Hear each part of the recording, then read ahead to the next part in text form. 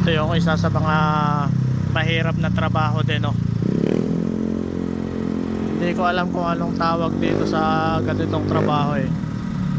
Yung mga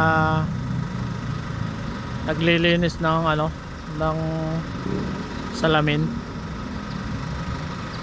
Salamin ba yan o nagpipintura? Parang naglilinis sila eh,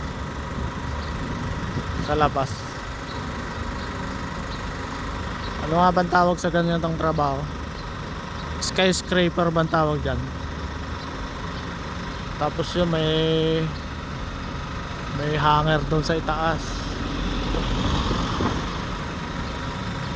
Nakakatakot yan, no?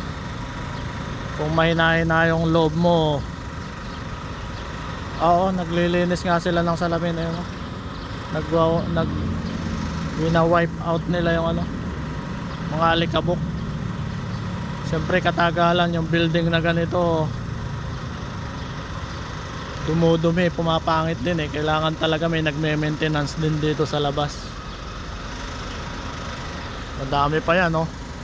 Lalo to, puro glass. Liberty, Harton.